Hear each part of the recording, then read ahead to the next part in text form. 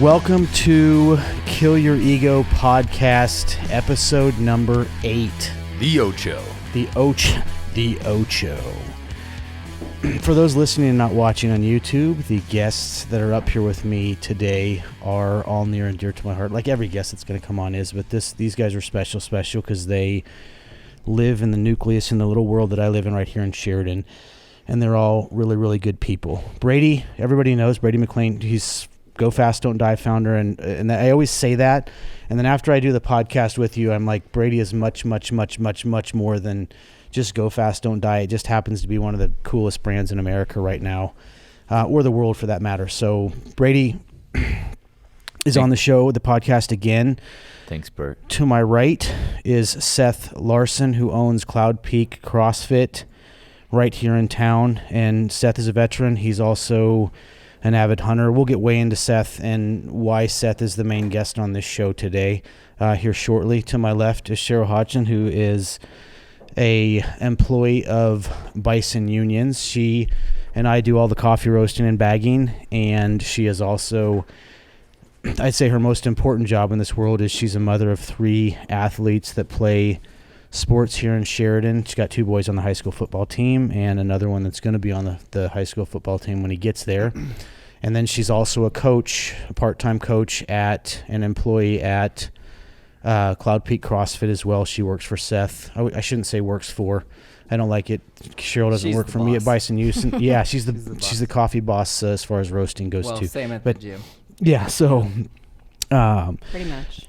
This episode is important to me, and I asked Seth to come on for a plethora of reasons, but the main one to me is I've made no qualms about it as we do this podcast and continue on. You guys are going to stop hearing about me and we'll just focus on the guests. But my life's in the Army, and since I left the Army, and I won't talk about the Army much other than this, but one of the biggest things that helped me with everything, stress, whatever you would call it, dealing and coping with coming back from being deployed, and not just on combat rotations, but just deployed in general and being away from having some kind of normalcy in life.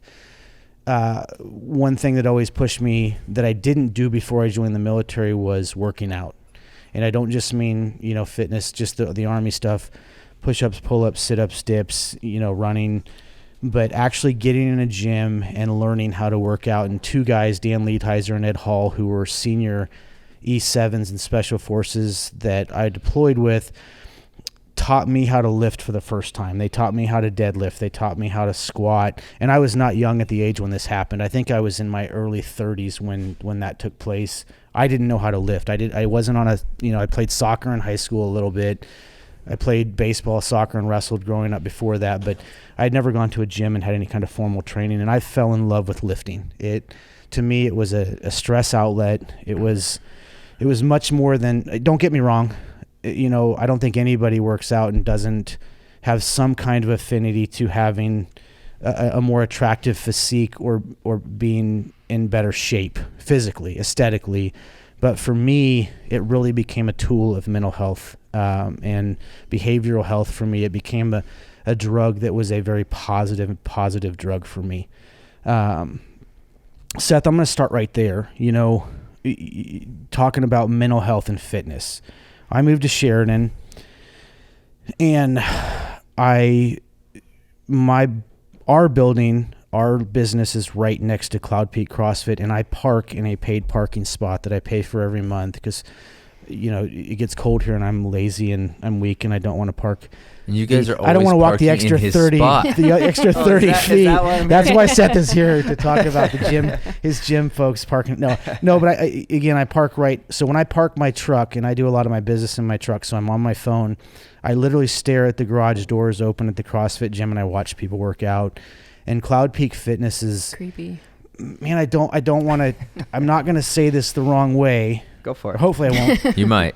Cloud Peak Fitness to CrossFit and the fitness routine and the regimens that go on there, they start at 5 o'clock in the morning. And I couldn't, I consider myself in halfway decent shape, and I couldn't get into the 5 o'clock class because I am not in good enough shape. That wasn't it. No, but it is. Like, I sat and watched, and then I finally went and worked out there for a couple months, and I'm going to come back there I just We have got a spot at so, 5 a.m. right so now. Do you? Yeah, I had 2 Ooh. guys. Oh, I quit. dare What you. time? What time is that class start? 5 a.m. Did I just get that's not called gonna out by work. Cheryl? I dare you to come next week. Oh, Monday? Here we go. Monday. This sounds. I will. Really You said it. I'll take that spot. Okay. I will take the Sounds 5 a.m. spot at 5 Oh a.m.? God, this Now is gonna be Now painful. That's a- Cheryl has Damn to it. be around you even That's more. literally in the middle of the night. Jeez. That's what people say. all It's the time. middle of the night. Is it dark when you get there? It's so dark. Yeah. Is it And dark cold. when you're done? Yeah. Yeah. Well, it will be here Yeah. shortly. Yeah. It's the middle of the night. Yeah. Yeah, and I'm painting a picture here for you guys because it's important to me. This is a small town. You know, Sheridan County has 30,000 people. The city itself has 20,000 people. But watching this CrossFit gym, box, whatever you want to call it, semantics to me just don't matter. Mm-hmm. But it's more than just a gym. And I know every CrossFit box and every powerlifting gym and every gym that's not a national chain, even the gym Pure Energy that I work at here in town, which is owned by a Marine Corps veteran and his wife. You know, this gym is much more than that. You know, it's you go to any class and there's kids classes, there's high school age classes. You go to the 5 o'clock or the 6 o'clock class and you have people in there that are in their 60s that smoked my ass when I went there. And when I went in, it was humbling to me to go into a CrossFit gym and actually join and pay and work out. And I was in pretty good shape. Again, I think I'm in You did decent fine. shape. But when I came Bert in, has to cut his sleeves on his shirt. We were just talking about that earlier. it's because I curl on the squat rack. But one of the things I came in and I had met Cheryl and I'd met some other people that work out at the gym regularly, Mandy, and I went in and I was like, okay, I think I'm going to do okay here. But I was nervous. It was like my first day of school. And it really tightened up on me and made me even more nervous when I looked over and they were started to write everybody's names on a board. And I was like, well, are we breaking down in different groups? And Seth was like, no, everybody's time and your numbers are on that board. And that class, that 6 a.m. class, I think 3/4 of the class was women. And that first week or two, every single one of them beat my ass at everything. And I got frustrated. I was good at pull-ups and I'm good. I don't even, again, the semantics, the names, you guys, I think, call it strict, just overhead press. I was good at, again, my chest, my shoulders, my arms. I'm built like a fire hydrant. Everything else, the other 30 exercises that I did over that 2 weeks, I got my ass beat by housewives, by, 60-year-old marathoners, by just regular CrossFit athletes. Matt Moran, got people like these people that in town that just they're religious with it. Right. But it was more than that because as I was working out and I was failing some of this stuff and not doing as good, I was last on the board, I think, that first couple weeks. That's and okay. It didn't matter. That's what I'm like. And it even went beyond that. People I didn't know started messaging me on Instagram that were in classes later in the day saying, oh, by the way, your name was on the board and I beat your ass. But in a fun way. Yeah. There's a Right. lot of, Yeah. the Anna sent me a message and said, by the way, I beat your time. Just wanted to let you know that I beat all your numbers and your Zalata? time. Yeah. I beat all your numbers and your She's time. a badass. You were working out for way longer than I was. Good job. God, it was rough. But one of the things I want to talk about is that when you take mental health, working out is a mental health thing, but at some point you have to, it's like any other drug on the planet. It's like coffee. Absolutely. The coffee that I'm drinking right now is great, and it has probably 200 milligrams of caffeine. Are you drinking That's coffee? nothing. But if I drink 19 cups of these, it's going to be counterproductive to my health. So let's start there. Okay. Coming into workout, you're a veteran. You have an active lifestyle. You have a family of an amazing kid, by the way, that's also a football player here for the high school. Two of them. But working out, I don't want to talk about the cool guy stuff, the WODs, the PRs. I want to talk about the PRs in the sense of the amount of people I think that come to your gym, not just to work out, but they come there. It's a church. It's family. It's a family, and more, most importantly, it is a positive mental health tool. Right. I'm going to let you, Seth Larson, I'm going to let you take it away from there. Well, first, that sounds weird. Hear yourself in the mic. Yeah. Sounds good. You just got to get on top of it. I don't really call myself a veteran, for one. I was in Army National Guard, and zero was ever asked of me. It doesn't, to me, you sign, if you I walk signed the into that paper, office, I would have gone. Yeah, I would have gone. You don't know where you're going. Right. You could have gone anywhere in the world. So Yep. to me, veteran, you're a veteran to me. No, thanks. No matter what. Thanks. Anybody that signs that line is. Yeah. And honestly, they ask so much more of the kids now, like that get signed up. They get deployed. We went and picked up tree branches in Omaha. That was our one active duty. But Omaha is kind of a It was a sketchy zone. neighborhood. Yeah. It was there was a pit bull in every Yeah. yard we went by, but no, Don't it was discount it was yourself. fine. But yeah, mental health has been huge for me through fitness. Just I was a firefighter paramedic for just under 12 years Here in Sheridan, here right? in Yeah. Sheridan. Yep. And I came out here in 2001. I turned 24 in my first 2 months on the job, and I worked solely as a paramedic. And in my first year, I had 3 pediatric codes, meaning kids that died, and we didn't save. And almost quit the job. Was almost done. It was a very challenging year to grow up. Did you have kids at that point? At home? No, I did not. Later, we had some other. I was in the EMS world a ship magnet. I got all the crappy calls, it seemed like, and You were the full moon Friday night guy. yeah, exactly, exactly. So, but one of the calls was, as an example, was go pull 11-year-old kid out of a car. He's breathing when we get to him. We intubate him on the way to the hospital, and he ends up having a major brain bleed. Get to the hospital, I know mom when she shows up. And in the EMS world, they do after-action reviews, just like in the military. Right, absolutely. And they want to talk about it. Well, I never wanted to talk about it. And that drove some of my older preceptors, I guess, that had been in the field a lot longer. That drove them crazy because I didn't go. And looking back, it was somewhat wrong because it would have been good for everyone else too. Right. But in my own way, I would just go hike with a pack on, or I would go to the Y, work out. It's always been like an outlet to deal with that for me. So I think that was the beginning of that mental health aspect before it, where I realized it was. Before that, high school sports and whatnot. I've always been an active person with everything I did, but it's huge. And then since owning the gym, let me go back a little bit. With being at the fire department, I started the gym when I was still at the fire department. Kind of started doing cul-de-sac workouts where I live, hauling tires, sledgehammers, things like that. And it was just a way that I could be home with the boys when they got older. What year was this? We've been open for 10 years, so it would have been like 08, 09 when I started doing that. And then a guy at the fire department was like, hey man, you should check out, Andy Freed said, check out CrossFit. And so I started checking it out, and I was addicted to it and just started doing stuff. Let's stop. I'm going to pause you right there. Mm-hmm. Addicted to it, why? I mean, what was it for you? Okay, so working at the fire department, I was also a firefighter, and when I first got hired as a firefighter, I was meathead lifter, no legs, don't lift legs. Like Bert. all upper body, thought I was fit. Ouch. And then you go into a fire and you almost puke in your mask because you have zero cardio. Right. And we ran at the park a little bit and stuff. Back then the fire department used to run at the park, and then we'd go to the Y and lift on shift. And I was like, okay, I'm going to make a change. So I started veering towards triathlon stuff. Ran a couple half marathons, did the Peaks to Prairie race up in Montana twice solo, once on a team, and got down to right now I'm about 205, and I was 172 pounds. How tall are you? 5'10", About 5'11"? 5'10", and I was super weak going to a fire, and just fatigue set in. I could breathe pretty good, but then CrossFit was a good mix. When I found it, I was like, well, I'm strong, and I can go short bursts of high intensity, which is structure firefighting, perfect for firefighting.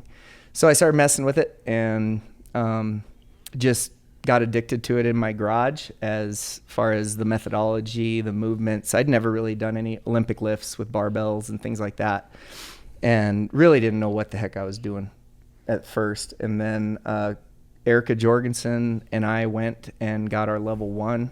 We actually had some people come into my garage to work out.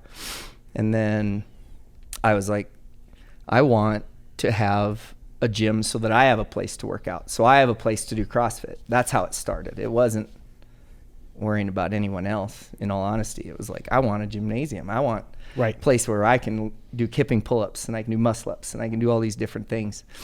So we moved into a little garage behind Domino's Pizza. So when you open the garage doors, it was a cool little setup, but it was literally as big as this room. And you could open up the garage doors on both sides, run in and out, but it always smelled like pizza. It didn't smell like burnt coffee. No, now we have burnt coffee. Yeah, people are like, "Oh, it smells like burnt toast" in our current location. I just blame it on Cowboy Cafe or somewhere. Yeah. Somebody burnt the you. toast again, man. Best restaurant in town, but they burnt the toast. Isn't that smell like when you're having a stroke? You smell burnt toast. I've heard that. I have heard that actually. That's not good. It smells like burnt toast. That's it. I'm sure some people think that at the gym, but then I grew out of that building super fast, 6 months, and then I moved into another one on North Main that I could fit my workout area inside of it, but there was no storage. It had some offices in the front. And Can I ask a personal question here? Yeah. Tell me, you don't have to answer. Were you funding all this on your own at this point? These moves? Yes. Yes, that's a really good point. So you started this you had the stress of Yep. opening a place where people go to work out and Yep. trying to make a living off of it and grow it. Yep. So before that, my wife, we were really lucky. My wife didn't have the greatest upbringing. So when we found out she was pregnant, we were looking at daycare and things like that. And she was working as a bank loan processor, making like $10 an hour, a little less. So I also used to do flooring. So I started doing that on my own in order to keep her home with the kids. So my boys are 14 and 16 now. And so they would have been, that 5, 4, 3-year-olds when we started the gym. So I laid carpet and I worked at the fire department and we opened the gym. So it was busy. I've always had 2 jobs, 2 or 3 things on the table. But we paid ourselves. I always tell people we paid ourselves $400 a month out of the membership fees, and then everything else went back into the Straight back gym. into the company. Yep. And now I think I still owe I have a small loan from buying the new eco bikes, like $12,000, and otherwise everything's been bought and paid for as we go. So I've paid off a number of little unsecured loans that we've had, but it's all been me. I didn't go to anyone for any help, just small loans from the bank. There was a number of times when we first opened where the morning workout would be smaller group and the afternoon workout would be a bigger group, and they'd have to do a completely different workout because we didn't have enough barbells or whatever it may be. And my programming back then the workout programming was, looking back, is a little sketchy too. So How so? I think it was my own lack of knowledge, and we did lots of really high rep.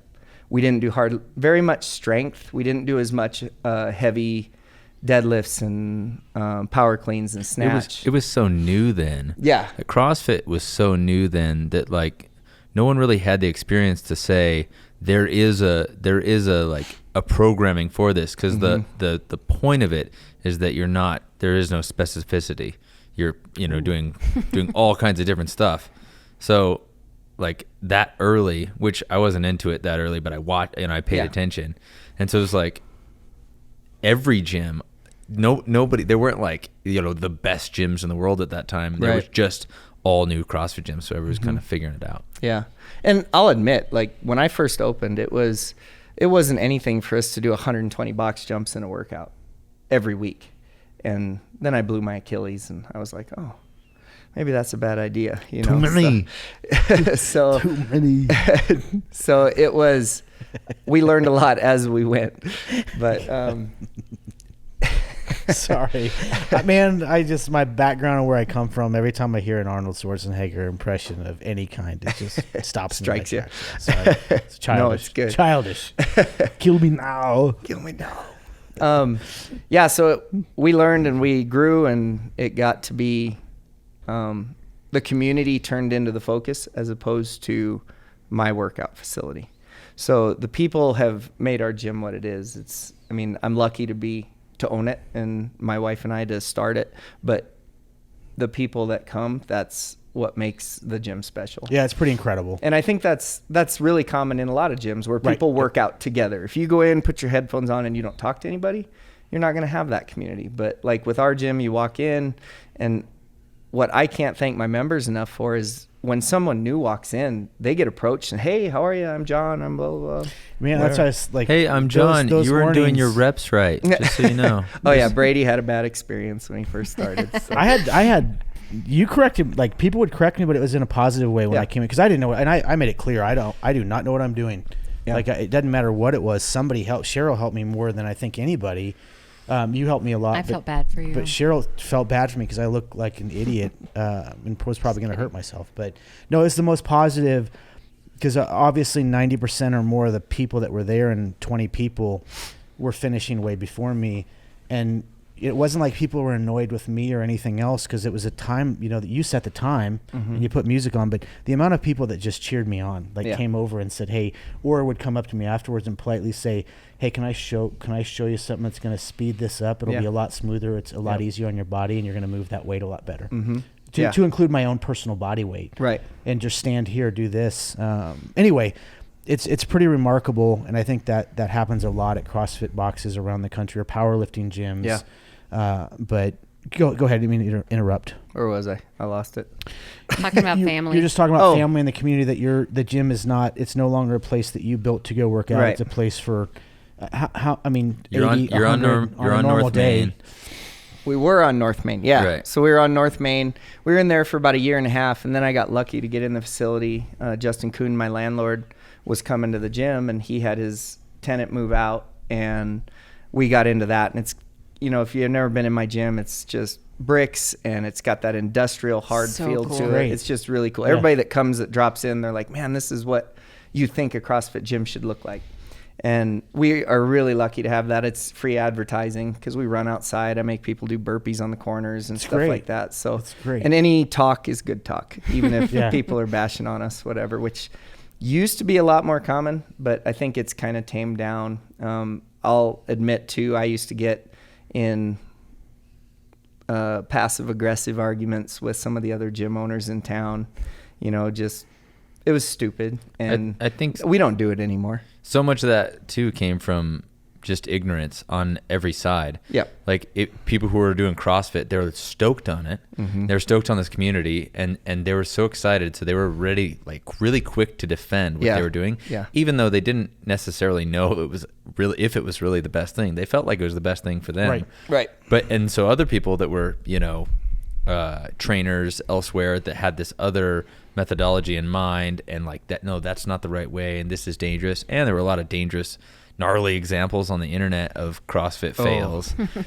So they'd like watch those and they'd call it out, but really like no one knew. So or they'd post it. It's like whatever. As CrossFit developed, and you saw very, very clearly the best athletes, all around athletes, the best complete athletes coming out of CrossFit's methodology and the CrossFit Games and all that, it started getting like, oh, okay, actually maybe that's good. And then you started seeing what wasn't about specialization. All the specialists started moving into CrossFit gyms because the community around fitness was just so strong. So you'd have strongman guys moving into a CrossFit space. You'd even have jiu-jitsu, which is my thing. Yeah. You'd have jiu-jitsu gyms opening up with a CrossFit, in conjunction with. And you guys both do jiu-jitsu. I would not say I do jiu-jitsu, but you do. I went with him last year before COVID hit for 6 weeks. Yeah, he was doing great. If you want to talk about kill your ego. Oh yeah, go into a jiu-jitsu gym, and I went in, and rolling with Brady was great because he taught a lot while we rolled. But man, you roll with Brady. How much you weigh? 170. 120, 120. Yeah, I was going to say 116 or something. With my anyway, shoes on. It's like wrestling a freaking man with 4 arms and 4 legs, and you don't know what's coming at you or when it's going to happen. And he manhandled me. It was Very, nuts. very humbling. You know, obviously my background, combatives, I mean, there's guys that I worked with that is their life. Like, Yeah. they, you know, in the unit that I was in, actually paid the Gracie brothers and people like that to come all the way out to Japan to, like, there's guys that take combatives serious. And I know a lot of special forces guys, like Donnie Bowen's one. He was a special forces guy in the South with one of the groups down there, and he has a real productive gym and that's all they do. And Donnie's not built much different than Brady. And when we did the TV show on History Channel, so the selection, Donnie was one of the cadre on there, and man, the guy is just like pound for pound wiry, but just a absolute monster when it comes to rolling or doing combatives. And there's a lot of people like that, but again, same thing. I think it becomes a great outlet for. Oh yeah. I keep coming back to it. Looking good is awesome. Being tough is awesome, and defending yourself is awesome, and being strong is awesome. But you know, those drugs, that chemical, that chemical exchange that happens with positive mental health and fitness I don't think there's anything. Nope. There might be a few things on the earth that feel better than that, but I think going back to where. Sorry, I didn't mean to cut you off, Bert. That's all right. I want to cut that mustache off, though. Right? I think it's getting gnarly. Is awesome. It is awesome. It is great. Start I'm not waxing cutting it it. out. Going Are back you to gonna where. roll it? Oh yeah, I'm going. Oh, I'm yeah. going. This is- Doc, dude, I got Doc some stuff Holiday. for you, bro. Doc Holiday across the I got board. some stuff for you. Doesn't Let's it look do like this. a porn stash? This is why I spill my Whoa. coffee every morning, because I'm Hey like, now. back to Jeremy. where we were we were talking about like other gyms in town, and there was some rifts between that and like the Sharks and it was and the Jets, it was just a misunderstanding, right? Because every gym thought theirs was the best gym. Obviously we've come to the conclusion that the local combat gym was the best gym, you know, and then they all fell in line for fighting. but anyway, so all that went, like, all that's kind of calmed down now. Oh, yeah. And everybody's really realizing that you get in where you fit in. Yeah. Like, there's a place for everybody, and there's a place for Pure Energy that's a 24-hour you know, place where you can go work out, you know, whenever you want. You can do your own routine, you're doing your own thing. That's not what CrossFit is. Yeah. That's not what you're doing there. And there's the YMCA where you can go swim in a pool, and you can do you do 85 different classes there. No, when I work out on my own, and my workouts are way too long. Like, I could be in and out of there in 45 minutes, and I make it because you're on Instagram the whole time. I am, and I take my time and I That's stretch. and that's okay. But if that's what you enjoy, But that's when I cool. came to that's the motivation that I think I need, and I need it right now. Yeah. Like, that's why I said, you know, and we talked about it, man. Maybe I'll see if Seth has an opening, and I'll come back there and say, hey, give me 60 or 90 days. I'll listen to everything you say and change my body, change my mind, change. A little constantly varied high intensity. But when I came in there, fitness. that was the anxiety for me, which was good anxiety, was you're on a clock. Hey guys, we're gonna stretch now, and when I hit the buzzer, this is your exercise, your workouts on the board, and I'm just gonna walk around. And man, it was like being back in the military in a good way. Yeah. Structured. Everybody's doing the same thing. They're helping each other. But man, it is. Whew, it went from being my too long, lazy beach body workout at the gym, just, you know, doing the standard bench, squat, deadlift, you know, arms, shoulders one day, chest. Anyway, to pretty intense. And I would literally, you guys saw me. I would go sit in my truck for a half an hour and don't puke. We don't still puke. have those days. Don't puke. That's pretty common. Turn the, you know, like literally turn the AC full blast on my face in the wintertime, because that's what I needed. The windows halfway down, like in 12-degree weather, going, don't puke. And I would They're sit not there. all like that. No, they're not. Yeah. They're not. puking but- used to be celebrated at CrossFit. He had a bunch of marks, pieces of tape. Is that what you did? Oh, yeah, I did above that. the door. I forgot Because you were about supposed that. to get a free class if you puked, but Brady was unlimited member. I was- so he I was was- like keeping score. But still. listen, dude, I've got plans for when I go broke. You know what I mean? Like when I don't have anything. So I was saving up my free classes. I was putting a piece of tape for every time I puke. You're ready to go. And I was like, when I can't afford it anymore, I'll have a collection of But- free classes here. You know, when you come into a gym, it shouldn't be a stressful environment. I always tell people that we have people that become so obsessed about the board, like where they place. And I'm like, that's not what that's there for. That's to push you harder. Yeah. So you walk in, like if you walk in and you're like, okay, last week I was close to Well, I was John Doe. last. Yeah. Like, But- different kind of stress though. Yeah. Like I was last, and I was like, hey man, I don't want to this is a town of 20,000 people. I don't want to be the person that's last on. The other Well, thing, if you look through the rest of the day, I'm joking. you're You know what I good. mean? Though Yeah. I'm joking in a little bit of jest, but at the same time, I'm going, man, you see somebody at the grocery store and they're like, and I see it all the time because people come in the coffee shop and they'll be like, Sheryl, what'd you do on the workout today? you're Bert, right? How'd you do? 117 rep Bert. But the beauty, Yeah, but cool. that's it. But the beauty of it, it's not in a cocky or arrogant way. It's like, well, and Sheryl always follows it up with people coming, like Larissa came in. It's like, well, what did you have trouble with? Well, I had trouble with this. Well, and then it was immediately corrective action in a positive manner. Well, I need to do more of this. I need to do more squats. I need to do more deadlift. I need to work on that and work on that. Or just inconsistency. Yeah, That's inconsistency, a or bad just and Maybe you should care about your stupid diet. My diet's horrible right now. Like, it's good. It's perfect half the time, and the other time, That's I'm how eating everybody's like is. a 20-year-old college kid. I'm like, that I'm a has- vegetarian. oh, I'm a man. 20% vegetarian. It's I'm a 20%. I'm an 80% McDonald's-atarian right now. Like, And Jimmy during John's. hunting season, it was bad. Yeah. Oh, That's the God. other thing that CrossFit did kind of cool. Well, like CrossFit proper was all about paleo for a while, all about zone for a while. Yeah. Like They were actually prescribed. They actually got into diet and nutrition they teach you that at level one. But a lot of CrossFit athletes, like people would do CrossFit because you almost couldn't get enough calories to keep up when you're training so hard. I mean, You can't eat enough broccoli. For I'm those gonna- guys that are doing 2, 3, 4 Yeah. workouts Yeah. a day, they got to add some carbs in. Yeah, I'm going to shift gears, and I'm going to put Sheryl on the spot. What? Hey. Yeah. So you're a coach now. Wait, let's go back. Cheryl, let's talk about killing an ego. Oh, I was shit. going to ask Cheryl and Brady what Oh. their first impression of me was. Oh, okay. it's a good This story. is my favorite. Yeah, let's- And story. there's hear 2 this. sides to it. So I was coaching baseball. Our kids would have been, 2nd grade. yeah, something like Ish. that, 7 or 8.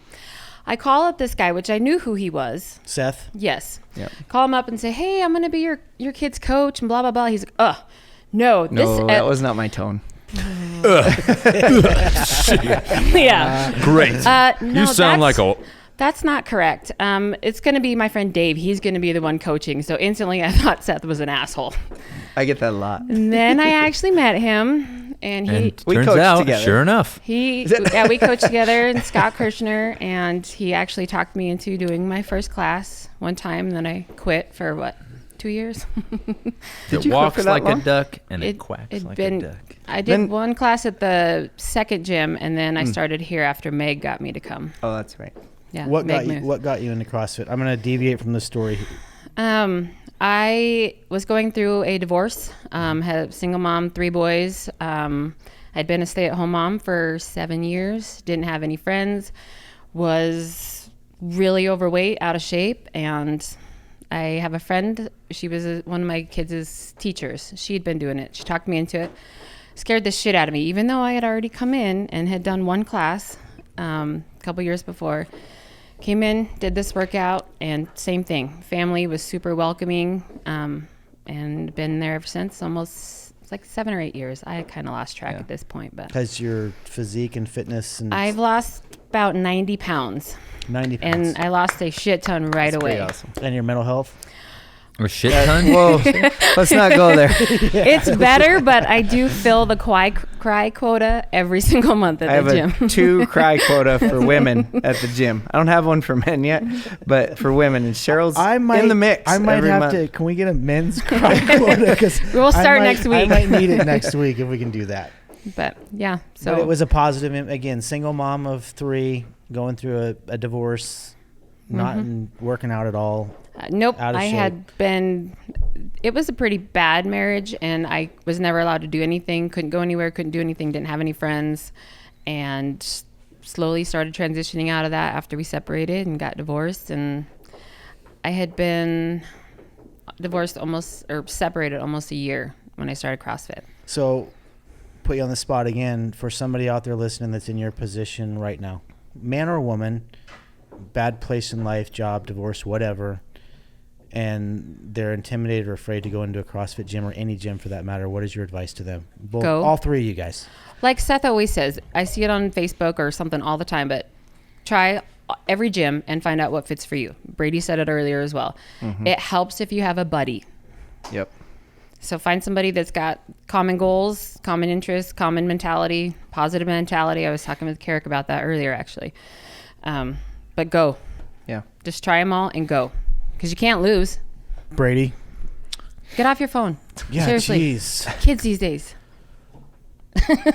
Buy low, sell high. Brady's actually on the stock market. Brady's got worth $200 million, and he's actually on the stock market. He's doing cryptocurrency. That's what we should really talk about. Probably She just Walmart said, shopping. "Get off your phone, kids these days." You know how much power is in that phone? Exactly. Focus right here, He right probably now. is No, looking that's at what- like that's what I'm focused Halloween on. costumes. That's how at that's how it Walmart. works. My now, Walmart Cheryl. grocery online pickups do. That's how it works now. I know. Your phone is part of your interaction with the whole thing. You Let's gotta go a quit little old resisting school. that. You got all these people in here. Old Focus. school. Let's I'm focused. communicate. Talk. I'm hearing. I'm hearing. What was the question? I'm kidding. I'm excited about all your answers, but yours is, I think you're all three going to be a little bit different. Somebody out there right now that's possibly, let's take That's it. in let's Cheryl's take it- position. Not just Cheryl's position. Let's take it Just even further. Then or now. Somebody out there, God. I'm going to make this dark, but I want to be real. Somebody out there who's going through COVID that, you know, is probably having suicidal thoughts or in a dark spot in their life, in their marriage, in their job. It doesn't matter what it is. They're clinically battling depression. That's a chemical imbalance that can also be offset by working out, endorphins, adrenaline. What do you say to that person that's listening right now that is listening to this in a very, very dark place? So I just posted yesterday something that was a workout from Mile Gym in Reno. That's what I was getting on my phone for. So if I may, Go for it. let me pull it. Let me pull it up. Excuse me. Let me pull it up. I'd say check out David Goggins too. Yeah. That was a good book. Yeah. Good He's pretty intense. motivation. Can't hurt me. Christy is, Haswell's but- running the Moab 240. And I text her. She left yesterday to head down there. I text her and I said, "Hey, good luck. This is a badass moment in your life. Enjoy every part of it." And 240-mile race. Is this somebody local? Yeah, she comes to the yeah, gym. she's one of the county commissioners here in town. She's married to Regan Haswell, owns She in comes in Yard here a lot. Construction. Gotcha. Okay. Yeah, and I know who she is. I'm having you explain Oh, this to oh, those sorry. that might not know. I was like, come on. Yeah, no. I know haven't who she shared is. it. No. Just explaining it. So again, But she's small a community, small town. She's a badass. She's done a few 100-milers, I think, and she's going to do the Moab 240, and this David Goggins is going to be there. And Oh, I didn't know that. yeah, she just told me. She texted. She goes, "Hey, David Goggins is going to be in the first wave or whatever." And I go, "Well, if you see him, tell him from me that he can be an athlete or a pussy, but he can't be both." And Seth she used to texted tell me back. that all the So, time. yeah. Seth tells everybody that. I tell everybody. I stole that. That's not my original material. That's good. That's Isn't good that for your uh, brand. That's It's not Cody. Cody Kuhn. Cody Kuhn used to say that to our kids in like flag football and little. small He's the town. best Yeah, coach. right there. Classic. Hey, You all can be his an- kids you have can be been an phenomenal athlete football or players. So You can be an athlete or a pussy, but you can't Can't be be both. both. I Yep. like it. Yep. yeah. That's a So nasty, we say that a lot yucky at the word. gym, but I yeah, say his that to boys Bert. are all pretty good athletes. So and his daughter was a good athlete too. They said it less when I was around. And just not That to has face. he ever told you his CrossFit nickname? No, Captain Cardio. Captain Cardio. I forgot about that. Is this because you're good at cardio or you're not Seth good got at cardio? Very good at cardio. Seth got I- mad at me I because I could beat see- him at a workout, and he gave me a. didn't- He He doesn't actually- like get mad at them. him? I actually just noticed he changed his Instagram name. It used to be Touch of Gray. Yeah, Now Stephen it's Gray. something Old Bull. I'm old bull. He gave me this. like it. He gave me this talk one time. He said, wait, I want to go. I want to go back. I want to. Okay, sorry. We're going down a rabbit hole here. So I posted this workout, and I just I set my phone down and recorded the whole thing because it was after a workout. It was a gym in Reno, CrossFit Regulus, rest in peace. Actually, it's still going down, but this gym that we have doesn't happen anymore. But I posted, and it was during a workout, but it says, it's a quote from a friend of mine. It says, "So many things in this world want to offer us advice on how to live a better story. It's the formula, it's the protein powder, the 12-step program, the glitz and glam, the BuzzFeed articles, and advice on how to be happy, how to be successful, and how to be in a dream relationship. But there is a moment in time when you realize that a lot of the time, most of the time, honestly, none of that shit is true. And even if it is, you're simply not in the space to hear it, to feel it. I think as you go through life, especially now in the Snapchat days of Insta fame and celebrities posing in front of rented cars and telling us what happiness is, I want to call bullshit. I want to call bullshit on the idea that we have to be happy all the time. That if we're not happy or we're not successful or that we're not in a dream relationship, that there's something wrong with us. My story in CrossFit is, I joined CrossFit and like went through a divorce. Actually, this is crazy. The CrossFit was like the divorce spot when I went there. Yeah. And I thought about that a lot. We break up marriages all the time. Yeah. I thought about that a lot, about like, why is this? Why are there a lot of people here with, and what people would say from the outside was like, it was a really unhealthy environment. Like it was an unhealthy culture, right? Because you're working out with guys and girls, and that can create like that, whatever insecurity, what that does is really it tests the strength of your relationship. Because whatever insecurities that are there in your relationship, before one of you decides that they're going to get in shape and change their life in a positive way, is going to be exacerbated when that starts getting better. When she starts getting, losing weight, when she starts looking hot, when he starts looking hot. Why are you looking at me when you're having this conversation? You know I'm looking at you. I'm trying to encourage you, man. You're going to join CrossFit. You're going to need some. You're going to need some motivation. We're open tomorrow morning. Oof. Yeah, at 5. I'll be there. I'll be there. Okay. You better be. It's a special. I will one Facebook tomorrow. shame you. Great. What's tomorrow? We can't tell you. Yeah, it's overhead squats, I can't even do times that. two. burpees, I can't even and do toast to bar. So I'll put a time cap on it for you.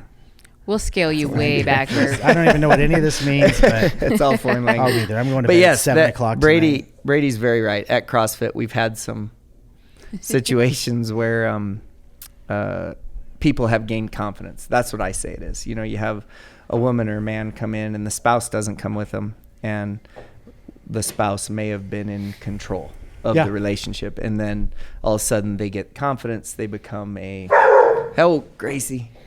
We are a dog-friendly podcast, Yeah, so my dog's here. She barks at anything new. So we are sorry. a dog-friendly podcast. But There's three they of them gain back this here. confidence. They get this new group of friends that have been through similar relationships, Yeah. and then I think they start talking and they see how happy someone is. I've seen it so many times with people that break up relationships, marriages, whatever, and I tell them in a year you're going to be in a totally different spot, and in a year you're going to be happy. Just trust in it. And I think every time so far people have been happier a year later. And I'm a person that one of the rules that I live by is if you're not happy, you have to make a change. Don't stay unhappy. It's why I quit the fire department. My dad worked at a job at a factory. He was a manager, but worked there for like 31 or 33 years. here in town. No, back in Iowa where I grew Iowa. up. Yeah. And he enjoyed the job because of what it gave our family, but he didn't enjoy his job. He enjoys what it gave to him for retirement. He said that when he was out here hunting just recently. He was like, I put a lot of years in and long days, and it was worth it for what I have now. But I'm different from my dad just from watching him in that I'm not going to stay unhappy for 60 years of my life or 30 it's that years of my attitude. You life. can't change the things around you. Change the things around you. Yeah, Like it's exactly. Just, it's as simple exactly. And like when I quit the fire department, I walked away from pension, security, everything. And this fire department is no joke to get a job on. right. Because it's small. not So they don't small. have big turnover. Nope, and it's a great town. It's a good Yep. fire department. The Yep. pay's good. The job's good. Yeah. Anyway. Well, the pay could be better for all the first responders, but it was a good job. And I had the gym at the same time for a while. So, but when I first came here, it was a 30-man department, 10-man shifts. We ran 2 ambulances. We covered the whole county. I got to do some cool shit. Like, Right. Get on a snowmobile with the head guys from Polaris and go pick up a guy 3 miles back in 14A, and he had chest dart him, and just cool stuff. What's 14A for those listening? 14A is on the mountain. It's a road that gets closed off in the winter, and they got a permit to go back and do their test sleds. So they had trailers and everything back there, but it was the Polaris head guys.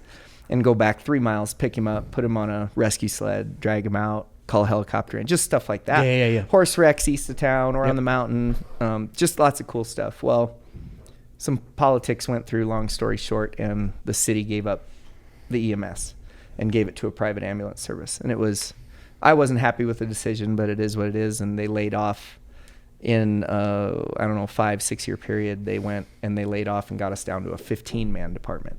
And now the fire department only covers the city unless they're mutual aid for a response in the county for structure fire or extrication on the interstate and stuff like that. But it was very political and it sucked. But because I probably never, the good thing is if it wouldn't have changed, I wouldn't have started the gym, because we did billings transfers in the middle of the night a lot, you know, so I wasn't up for having another business, Right. you know. But when they laid off the last 8 guys, the council made the decision to do it. I gave it 6 months, and we had the gym going already. I had 70 members, and my wife and I sat down, and she wanted me to quit the fire department just because of the shift work, and she ended up getting a good job with insurance, which was a big thing for us with kids and stuff. And I was like, all right, fuck it, let's do it, and quit the fire department and went full-time at the gym, and haven't looked back since. It was a good change. I don't know if I'll say that when I'm 50 and I could be drawing my fire department pension, but I think you'll be all right. you'll be so full of memories and Yeah, friends exactly. to talk to and talk about. I think going back to your question, Bert, Yeah. about what you tell people, I think, you know, this is a good segue back to that. Is that, like, if you hadn't done that, if you hadn't hit the go button on something that was really, really scary, you wouldn't have this reality now. Very true. And now, like, I'm super stoked for you. I'm super stoked for your family. Seth's family is back to being healthy, which has been a battle. The gym is making its way back to being healthy after being hit by COVID. Yeah. But you never would have been there. You never would have had any of this. None of us would even be talking or have any of the stories that we had. Cheryl wouldn't have her stories. You wouldn't have your story. I wouldn't have my story to share if we hadn't started. So to go back to the question of, if you're feeling that and you're home and you're having a rough time, I think the same guy that I just quoted on there told me 2 things when I was going through my darkest moments. He said, give time, and let pain hurt.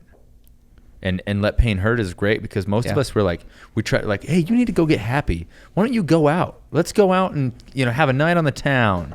That'll do better. You know what I mean? And like, that's how people treat. And like, yeah, or go on a vacation, you know? And Sometimes you just have to cry. Well, You straight just have up, to you get it got- out. Or you and I talked about, we've talked about this many times in the last few months. My path to happiness right now is sitting completely isolated by myself in the mountains in a rocking chair. Yeah, do I talk to somebody on FaceTime, or I talk to a few people here and there for 5 minutes at a time at night?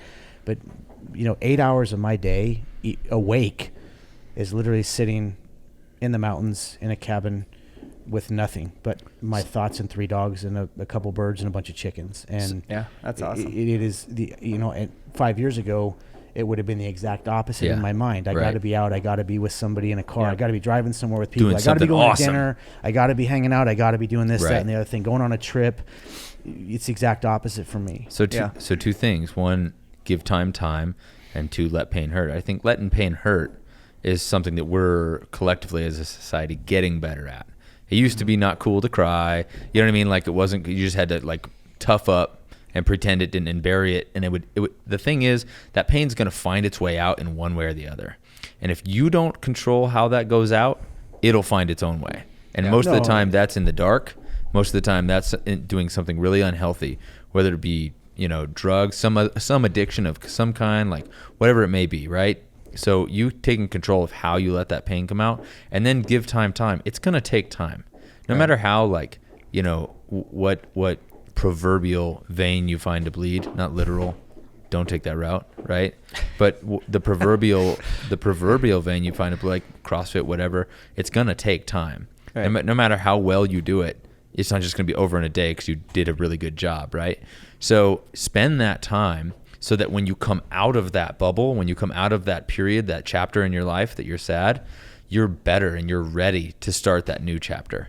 Yeah. So going to a gym, getting yourself in shape, meeting community. So my suggestion to people is almost always CrossFit, because there's a coach there all the time. In a good gym, there's a coach there all the time, paying attention, making sure that your movement standards are up to par. Sometimes there's 19 coaches telling you that your movement standards aren't up to par. I'm raising my hand. Yeah, I'm raising my hand. He's too. scarred. I mean, I feel like there's a scar. It hurts so bad. Let it out, man. Just let it go. I was just let it dude, go. I was warming up. Here we go. Not deep Okay. enough. And then I was like, yeah, I know. And then I was like, not deep enough. And then it was literally like, what are those penguins? What's that movie where they go, mine, Those mine? aren't penguins, they were seagulls. Seagulls. It was the same. It was Nemo. like Finding Nemo. I had CrossFit movement standard seagull Nazis. It was like Lower, not deep enough, lower, not deep enough, lower, not no lower, rep, no lower. rep, no Deeper, rep, no Brady. rep. Like 5. I'm like, are you guys doing anything? We weren't. Anyway, no. If somebody's doing a lesson, I get it now. I totally get it now. There was some anyway. Back to it. You're gonna have to spend that time somehow. I recommend CrossFit.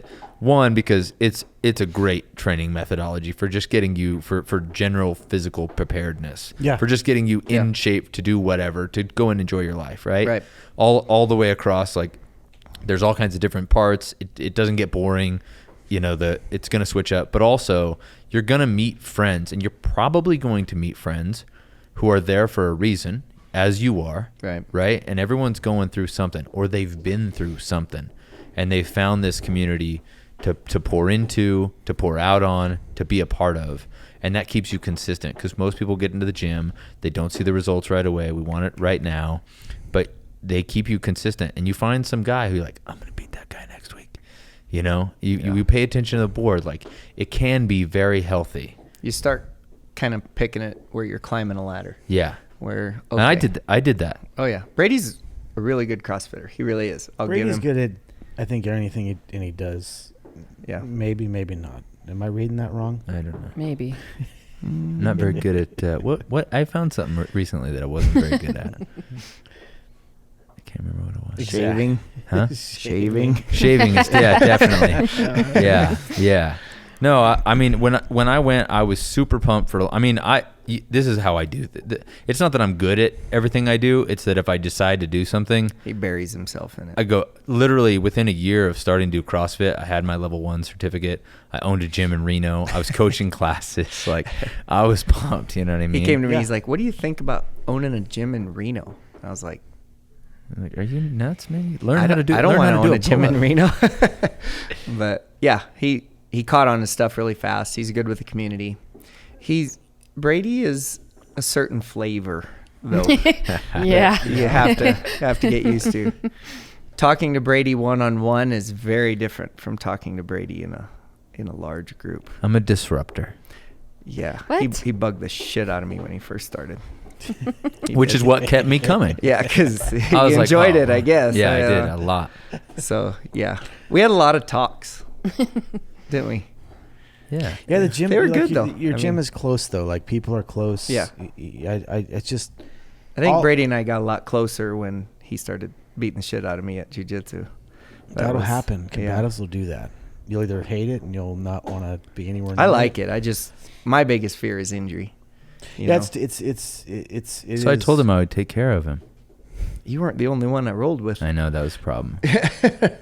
Jeremy did a really good job. I mean, everybody did a really good Yeah. job. Because I didn't care, I would tap right away So- if I thought it was. So what's your advice, Seth, to somebody who's going through it right now, as far as how to look to join a gym, or how to look to like just contribute to their physical wellness that will contribute to their mental wellness? Yeah, absolutely. You know, joining a gym isn't going to do it. I think you have to join a gym that you will actually attend and go. Because so many people join a gym. I mean, I was guilty of it. I had a Y membership for probably 5 years after I owned my own gym. It was just pay it because the kids were in little kids sports and stuff like that. But if you don't go, you're not. Consistency is key. I don't care how hard you work. I don't care if you come in and you get stronger and don't get stronger and you don't push yourself a lot. That'll come if you just get in there. And people, I think, just think, oh, I'm going to have these instant results. That it doesn't work either. No. You have to change your diet if you want to change it. And to feel better mentally, change your diet a little bit. I know when I eat like crap, I get down, and I'm not a great eater at all. I'm a good eater. He blacks out. I'm a good eater. When I go to Wendy's or anything, it's like I black out. I swear I order a ranch chicken salad and they give me a spicy chicken sandwich and a triple. Every time. every time. I'm like, I got the you same, people suck at your I job. got the same thing going at McDonald's. But I mean, consistency and making those little changes. Don't go a dramatic change. Lifestyle changes. Yeah, if you drink 5 Mountain Dews a day, go down to 2 or Yeah. 3 and see how that goes first. And then cut out another one and then cut out maybe your 3-day-a-week bagel or whatever it may be and have some eggs. Start with small changes. Don't expect everything to happen at once and you will see a result. Yeah, You the know what I best- tell the everybody best- to do when they they're a 5 Mountain Dew a day person. Some people say try go down to 3. I say go up to 12. I actually think that's that's my method. Is I think it's All so much full faster. tilt. 'Cause Brady I'm coached at our gym for a short period. Very It, short. it didn't work. Honestly, coaching at that gym didn't work because I was the new guy still. Yeah. So it was and all these other. that gym is full of people who. You were crazy also. I was crazy, but Should we tell a story about the thruster into Oh my! I thought you were gonna die. Huh? when you had the bar on your shoulders and you tried to Pop it up and catch it and flip it around and You- somersault you in the threw it. middle. I don't did know so what the much fuck stuff that was going on. so awesome, Interpretive dance. and everybody was just so. It was like intimidated by 95 this- pounds on the bar. I'm pretty This sure. magical it new almost person. crushed him. Thought you were gonna die. I didn't, Basically his though. body weight. I've never been killed. This is true. This is true. No, he Go fast. he did. Yeah, But fine. you Don't go you die. go up to 12 Mountain Dews, right? Yeah. And then Get you're back like, to the I never Mountain want to see a Mountain Dew again. Boom. That's Hey, Right? that's- And then a you're good idea. done. That's a technique. That's how you should quit my- smoking. Hey, smoke cigarettes, literally one Do people after the still other. smoke? Oh yeah. Yeah. One after the other, after Cool the people other, vape. after the other, after the other, Vape after the other, douche, I call until it. you're like, I don't want to smoke any cigarettes, and then smoke 100 more, and you'll be done. You'll be Would you done. tell alcoholics to do that too with whiskey shots or? No, Ugh, no, doesn't man. work. Alcohol's such a bummer, man. Don't even get me started. on Start that. small. Start small. That Well, that and would that's be for my me, advice. The best shape I've ever been in my adult life was I still have a trainer. When I say trainer, he's not in the gym with me every day, but he sends me my text workouts and I go in and I do them. Yeah. It's easy it's regimented. If I don't have to think about it and I can go in and open up my phone to my workouts for the week and I can go, today is Monday, here's what Matt Yep. sent me. Structure. I will do it. It Yeah. might take me 90 minutes one day. It might take me 30 the next time I do it, but I will get it done if I have a list. Yeah. And that's what I like about your gym. Mhm. Well, that's what You people come say. in We and don't you have to go, think. you don't have to think. You come in and you can stretch and you start to feel good and you go, okay, man, all I got to do is get through that list. Not You all I walk got to do in, is you complain. I get to do that list. I guess that's a more Drink your positive way to workout. look at it. Yeah. And when I'm done with that list, I've just enhanced my brain, my body, and everything in Yeah. my life, and I get to go take a shower and then go eat food. But Matt had me said, hey, because I was up and down, I would eat really good for 4 months and get down to 6 to 8% body fat, and then I would binge, I would Yeah. I 3 hear or you. 4 nights in a row drive 20 minutes to Outback Steakhouse just to get the cheese fries with their ranch dressing Right. because I could drink a cup of it right now. It's the greatest ranch dressing on the planet. I love ranch. But it's amazing. And Outback Steakhouse has good ranch dressing. Wait, how do you but- drive 20 minutes to get to Outback? It's Fort Worth, Texas. Oh, Texas. Okay. 6 miles takes 2 hours. This to drive. wasn't recent. Traffic. I got it. You're thinking Billings. Your brain went straight to Outback Steakhouse in Billings, Montana. Yeah, I was like, how do you get there in 20 minutes? Helicopter. really fast. But Matt put me on one day a week from midnight Friday night to midnight Saturday night. I could eat anything I wanted, but the rest of the week had to be clean. Yeah. So that 24 hours, if I wanted to eat Five Guys 5 times or McDonald's, Five Guys is a I could eat restaurant, by the way. Yeah. Just for anybody who doesn't know. I knew the Five Guys joke was coming. But it wouldn't, but anything, I could eat anything I wanted. And what ended up happening to me is over a few months and over time, I'd get to Saturday and I'd cut back to just McDonald's, or I'd cut back to just one cheat meal, and then it just didn't even taste good to me. Would you feel like shit the next day then? I would feel like Like 2 shit. days. It threw me Yeah. off. I wouldn't sleep good at night. And then for me, and this isn't a nutrition show, but for me, man, the times in the last year that I've gone off sugar, completely gone off processed refined white sugar, within a week, it is astronomical. It's insane how much my body changes. And man, I grew up in a house where you ate cookies, right? Like 8 o'clock, 7 o'clock at night. My mom still does it. Like my mom still is Tillamook ice cream every night, and she's in great shape. She's 72 years old and just doing awesome. But like I grew up in that house where at nighttime after you ate dinner, you relaxed a little bit and you ate cookies, brownies. Ours was popcorn. But we did popcorn too, but it was popcorn with enough butter to. Oh yeah, it was homemade where it was like scrape it on the bottom and the popcorn of the bowl. popper with the yellow. I used to get a thing of Cool Whip.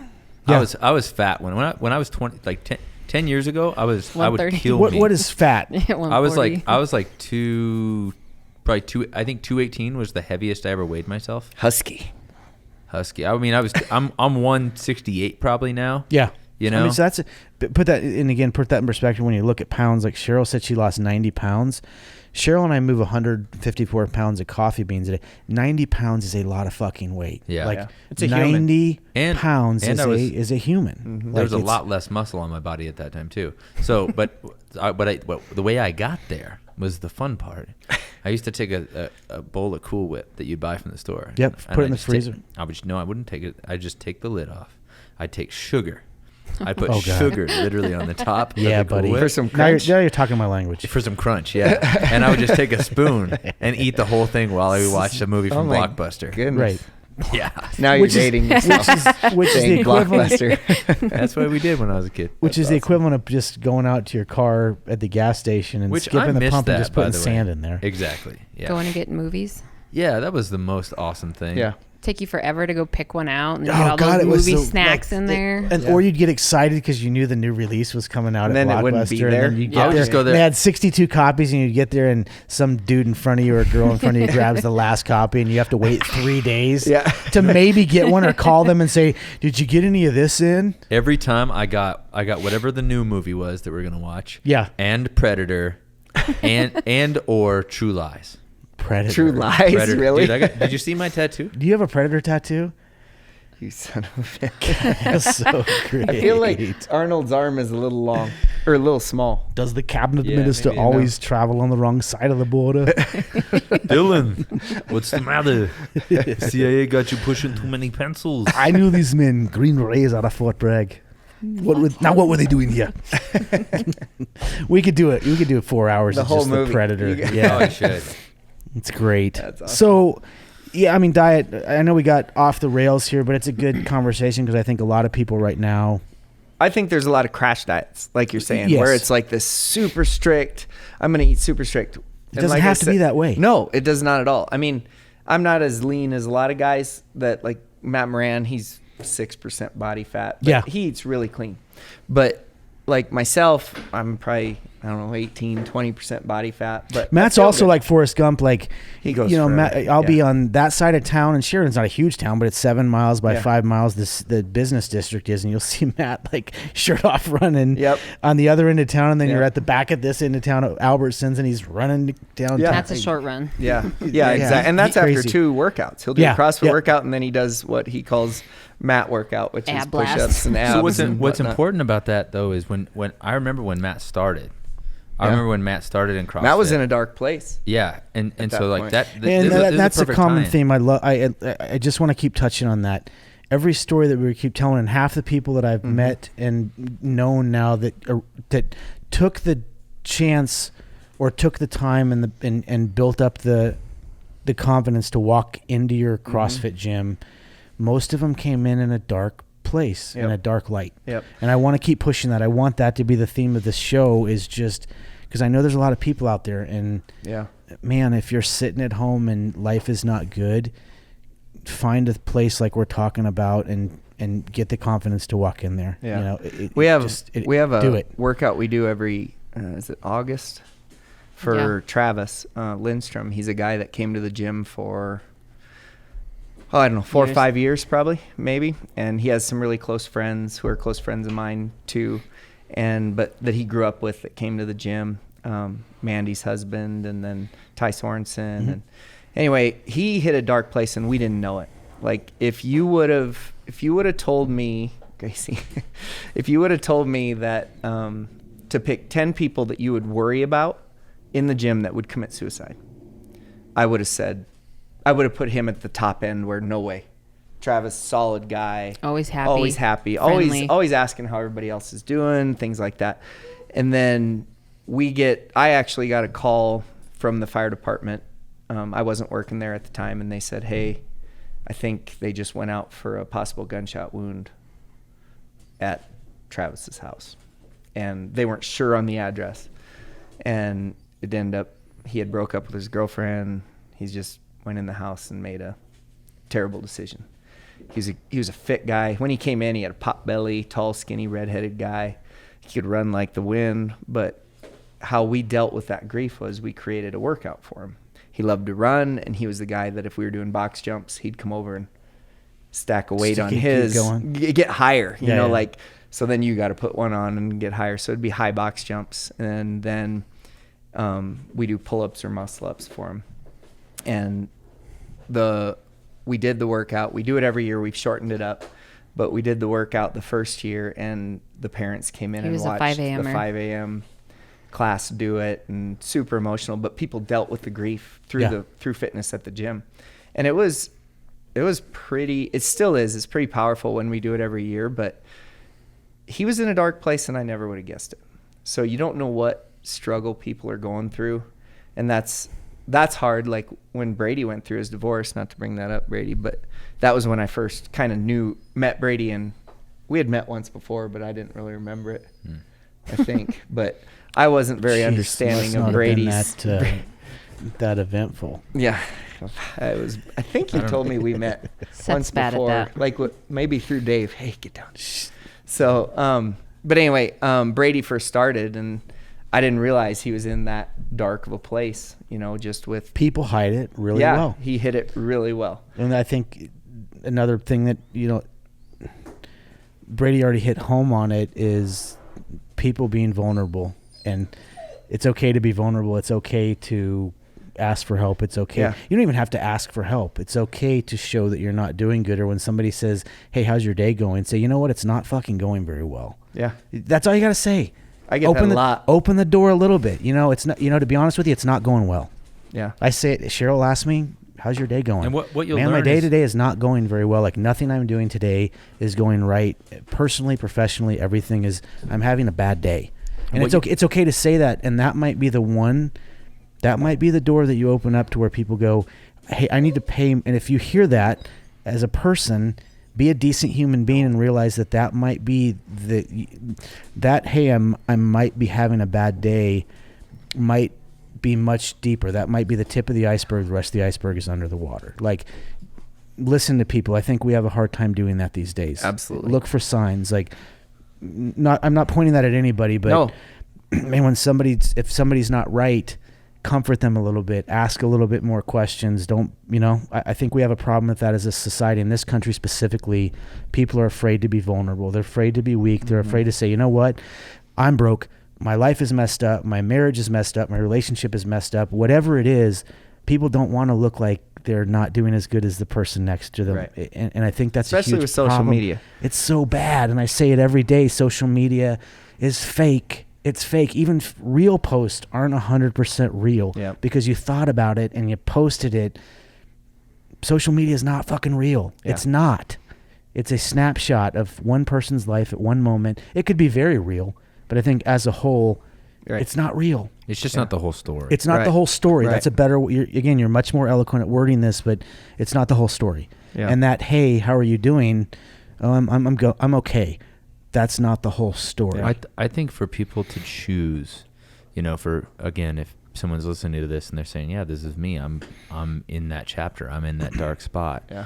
For them to choose to be vulnerable and just like, because what you think when you keep it quiet, and this is what I learned, because I was embarrassed. I was super embarrassed because I was like, well, you know, my situation is bad. I feel embarrassed. And so I wouldn't bring it up. I would try to act like everything was cool. And like, I would try to be the dude, you know, got really competitive, you know, and like found that place. But when you learn. No, go ahead. Go ahead. I didn't mean to interrupt you. When you learn to be vulnerable and say, yeah, I'm not doing well. People go, yeah, me neither. Yeah. And they'll go, I'm going through it too. And especially, and the crazy thing is it gets lonelier when you get into a leadership role and people start looking up to you. You start feeling like you really can't have bad days then, because people who are having bad days are looking for you for motivation, Yeah. So when then you have a bad day and you're like, I got to put on my face, I got to get this together. But the best way you can lead those people is to be honest with them, say, I'm having a rough day. And then they go, wow, they have rough days too? Yeah. I'm not alone. Don't have a rough day and be a dick. Yeah. No, and that's one. and I was a dick. Like, I'm just speaking for personal experience, and that was my issue. Man, what's happened in the last year to me, for me to kind of open up and be vulnerable, the amount of messages that I get from people that go, man, I've been following you for 8 years, and your one post saying that you fucked up a business relationship or your marriage is in the fucking toilet changed my life, because I've been looking up to you. And but the fact that I came on and made a post and was vulnerable, this short, stocky guy with tattoos that was always an asshole and way overconfident. And my confidence, Brady and I keep talking about it, 90% of my confidence came from insecurity, which is toxic. Ego. It's cancerous. Like, it's just horrible. But the responses that I get from people, and Brady and I's first podcast, the responses that we're still getting them. We text each other all day long, not all day, but regularly with these messages, mostly doing bunny emojis and bunnies and stuff like that. But the messages we're getting are, man, I've been following you for this long, and I didn't realize you had the same problems as me. And I'm going to say it for everybody that hasn't heard me say it on every podcast. Doesn't matter how much money you have or how famous you are. All those fucking people have the same problems you do. They just hide them better than you do. Like, be vulnerable. And what's crazy about it, man, is like when you're going through it, those things that you're like, I just got to keep people from figuring this out. If they knew this about me, then I would be dead. I'd be done. Yeah. And those things are the things that are holding you back from you becoming what you need to become. If you let go of those things, and you say, hey, I'm a alcoholic, or I'm a drug addict, or I'm addicted to pornography, or I am lazy. I do not work hard, or I'm scared of this, or whatever it may be. Everybody's got unique problems, but we all got some of them. And if you just put it out on the table, and you think that like somebody's going to jump out of the sky and cut your head off if you tell somebody that. If somebody finds out that you're a secret, someone just comes out and kills you. But you say it and people go, yeah, dude, me too. Yeah. I deal with that. My friend deals with that. Why don't you come, X, Y, or Z? So if you're going through that, put those things on the table. Go find a community that'll listen to you. Go find somebody that'll hear your issues. Yeah, and it's not just CrossFit. It's not because Seth and Sheryl and you are here. It's not just jiu-jitsu. It's not just gyms. It's not just lifting weights and cardio and fitness. Man, find a hiking group. Find a backpack place. Group. Yeah. Find a fishing. Find any kind of group, and it doesn't have to be cool. Find a pottery group. Yeah. Go paint. Doesn't matter what it is. Find something that you like to do, and find other people that like to do it, and share that. And don't talk about politics, and don't talk about money, and don't talk about bullshit. Talk about positive things and fix your shit.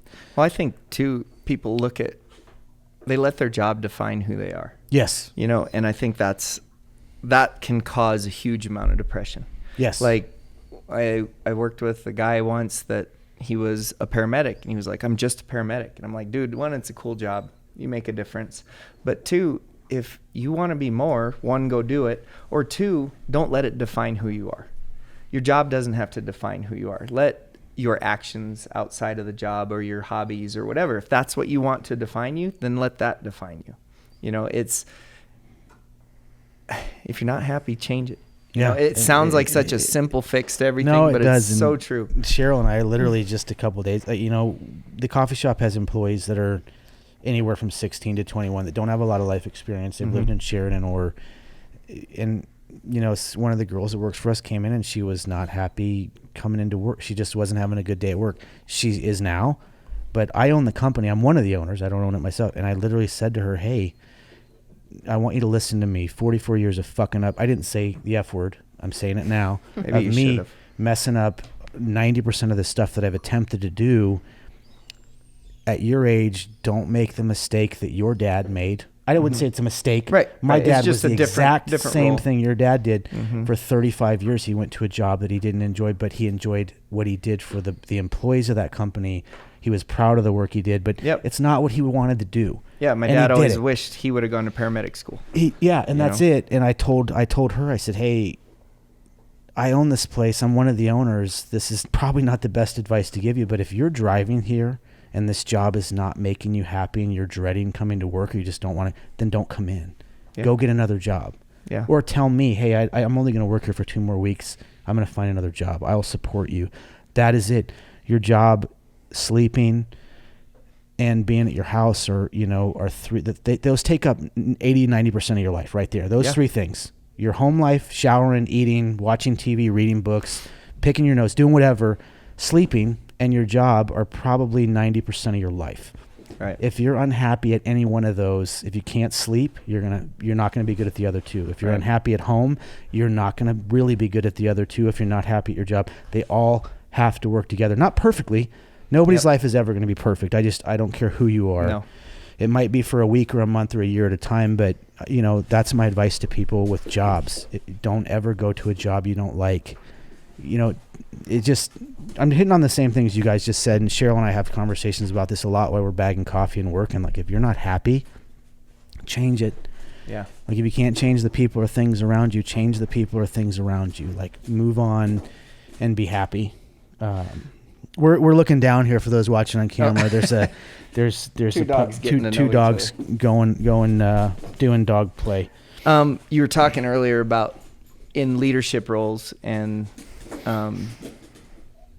not how did you put it? You said something about they can never show that they're unhappy or emotional emotional. And I come from the world's worst background at that. Special operations guys. Right. They don't. It's changing. It's changing, but it's like professional athletes as well. They don't ever want to show any weakness because vultures will come. They're afraid vultures will come out or they'll lose their position in the hierarchy. But they build that up, and Brady said it.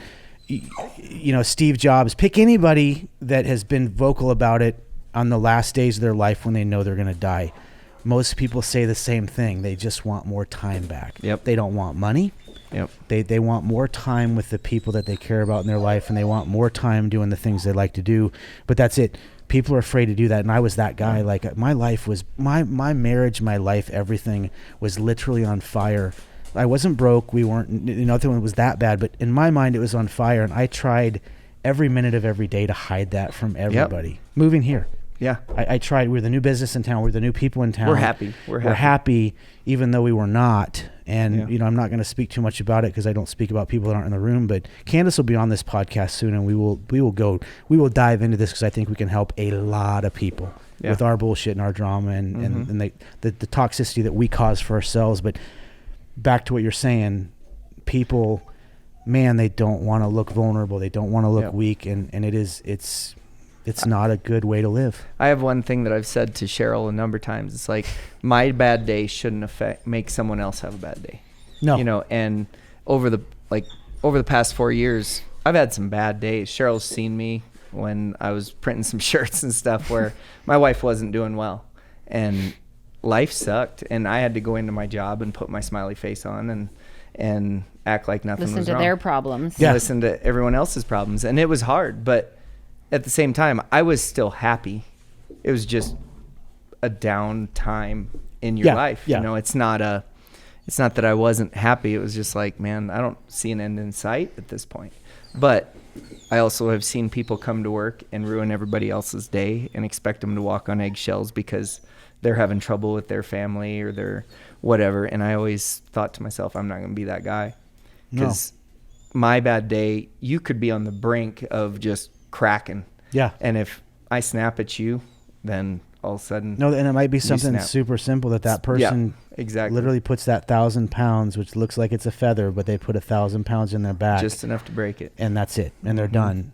And I have mostly female trainers. Yeah. So I've learned a lot.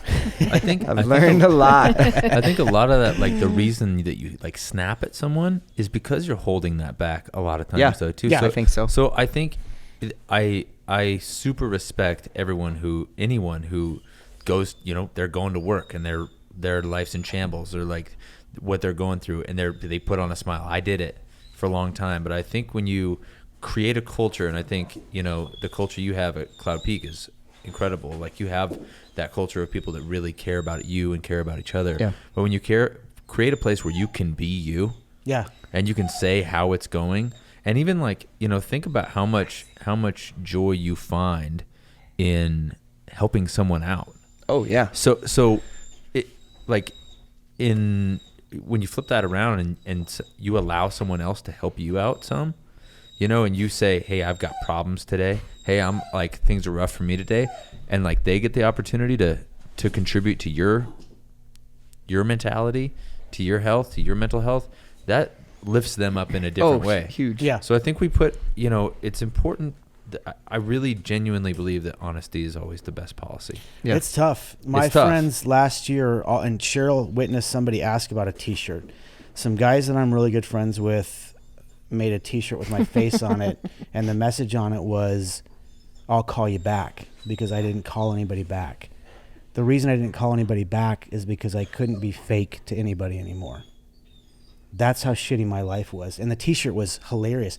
Hundreds of people on the internet wanted it, and I'm not trying to sound like I'm important, but I watched everybody want this T-shirt, and people wear this T-shirt and tag me in stories. And on the inside, I'm going, man, the reason I didn't call anybody back is because I didn't want to be fake. Right. And it's tough. And I can admit it now, but back then, man, like I was. But what happens? This is Ooh, what happens, man. man. It's like somebody makes that T-shirt and they think they think they're being funny, Yeah. and they are. Like, And they it's were, funny. and it was funny, again, and it's it was all in right. jest. But there's something behind that that's Yeah. causing you pain that they aren't aware of. Nope. Or that all the other people who are talking about it aren't aware of. And if they were aware of it, then it wouldn't go that way, right? You hit So the it's nail your on the fault. head. I should have said, Right. hey, guys, check it out for a second. All jokes aside, here's the deal, man. The Yeah. reason I don't call people back is 'cause my life is so fake right now. Yeah. And And the reason not that things, boil, Yeah. and bubble over is because it doesn't just happen, Yeah. right? Yeah. It takes a while for that water to heat up. It takes a while, and then it starts bubbling, and then it starts going over. Mm-hmm. And I think when we pay attention to that, like when there's some heat, if we can just be honest with it and not pretend it's not there, then our houses don't burn down. Right. Well, Our I think we proverbial think it's going to houses. just go away.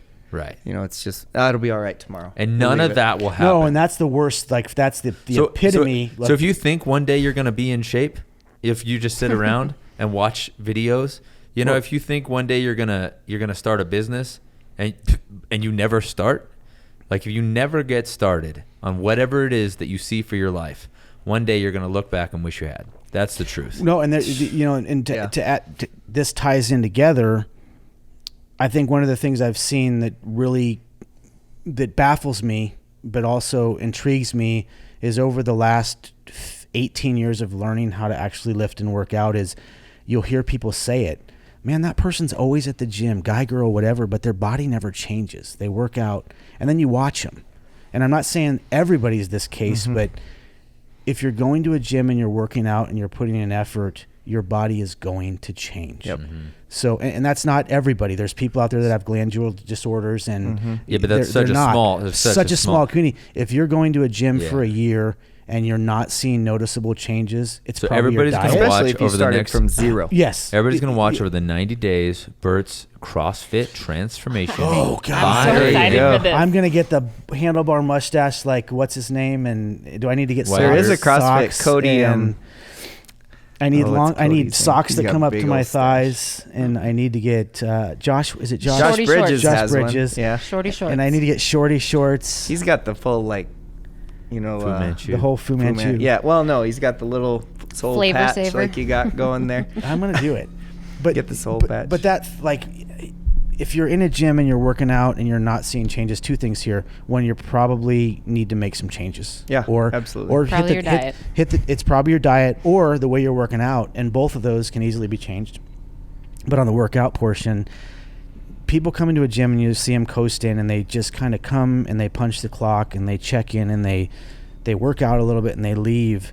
But if they just asked, like, it's okay to ask for help at Oh, a gym. yeah. It's okay to say, if you see somebody, if you get somebody that's an asshole and goes, hey man, I'm working out, takes their head to, but it's okay to ask people or ask somebody that works at a gym, hey, I need help. How's this machine work? I need help. Whatever it may be. Or even take a picture of somebody and say, I obviously can't go say I want to look like Arnold Schwarzenegger. I'm not as tall as him, but you can go, hey, this is what I'm trying to work on. This is my goal. I want to be stronger, faster, better looking, whatever it is. Ask for help. Yeah. Because that was a problem with me. I would go to the gym a lot before guys pulled me aside and said, hey, dude, the reason you're 145 pounds in special forces and you go to the gym every day and we do PT and you're not gaining is because you eat like doo-doo and you only eat one meal a day and it's usually your dinner.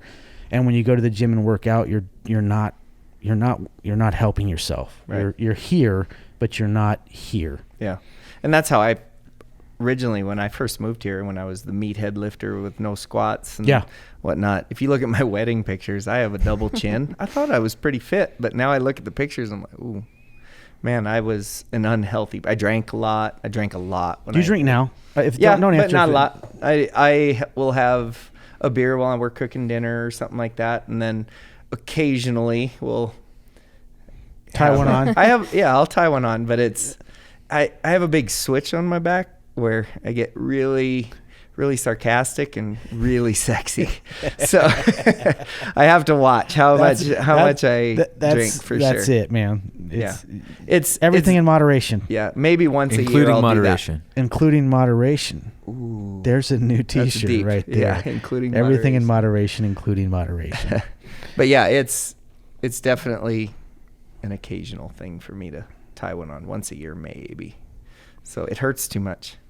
I can't do it. Especially when you go to the gym the next day. I'll end up running naked down Main Street. I haven't touched alcohol in a couple years, and man, I'm not bad. I don't fight. Well, I used to fight a lot when I drank, but I wasn't very good at it. I just had good friends that were a lot better at it than I was. But drinking and fighting. Oh. That's good to have friends like that. Yes, it is. Friends that you went out with, and you either got to know where the back door is or you got to know how to fight. Yeah. It's going to be our boys. And I don't like violence anymore. Like, again, that's a whole nother, we could do a whole nother show on that. I love the art of combatives and boxing and self-defense, but anyway, we're getting down a rabbit. We're one going fitness a thing direction. that drives me crazy is people that do it for an occasion. Meaning they have spring break or they have a marriage coming up, and I or see it January at the gym. 1st. Or January 1st, yeah. So by April 12th, I gotta look great. I got a wedding. So I'm going to a wedding. And then they fall off, and I'm just like, you have come so far, and you just stop. My brain doesn't work that way. No, it's painful. Every day that you stop, it's 2 more days back. I've been there. September was. That's why I worked out like 2 days a week the whole month of September, and that's why I don't want to go back. Because you have. When was the last time you worked out like CrossFit? Yeah. So you're coming tomorrow at 5 a.m. Oh God! It'll be an interesting class. And that's Don't take my the spot. podcast. Thanks for listening today. You take time off and it's hard to come back. And that's even harder with CrossFit. Yeah, it's a perishable skill. Because when you leave CrossFit, you know how much it's going to hurt when you go back. Yeah, and for me, pull-ups. Like I do pull-ups every day. I'll do 100 of them a day, every day right now, because I don't ever want to get to the position where I go to do 5 pull-ups and I can't do it. Yep. It breaks, mentally destroys me in a gym. That's why I do push-ups and pull-ups. Kids can't do a pull-up. It's nuts. Or a push-up. One simple pull-up and push-up. It's insane. I'm just like, what? Who taught you how to do pull-ups? Me and all 3 of the boys last night were having a push-up competition. I won. Actually, Bert, remember when you made her son cry? Cheryl's son Deegan just popped his head in one of the windows, but the first time I met Cheryl's youngest Deegan Brady, we were in there and we were messing around with him because Cheryl said he's been doing push-ups. And again, where I come from, a push-up is simple: chest to the ground, arms fully extended, all the way up, all the way down. I will probably say that on my deathbed: all the way up, all the way down. And I started busting his balls, and man, he was laughing for a few minutes. And again, this is reading people. I don't know where he gets this. He was laughing. Yeah, exactly. He was laughing for a few minutes, and the room was jovial, and we were having fun. And then out of nowhere, he turned red. And then within 30 seconds, he got up, crocodile tears in his eyes, and he ran all the way home. And it's taken me 7 months to gain his trust back. And he's good at push-ups He's good now. at push-ups, man. He literally is rocking out perfect form. Yep. Push-ups all the way down, all the way up, arms in the right place, feet 12 inches. I mean, he's just killing it. Yeah. He's doing good push-ups, but it kills me. It's not just kids, adults. Like, man, just do simple stuff at your home. You made a comment earlier about the class was 75% women. 70% at least, I would say, of my gym is women. And with your podcast being called Kill Your Ego, if more men would kill their ego, they would CrossFit. Oh, you being there for a week killed my ego. Because again, we had a couple exercises where I know you smiled at me like, okay, Bert can do pull-ups, Bert can do overhead press, but the other 30, it doesn't. The ski machine, the Nordic machine, whatever that thing's called, scared.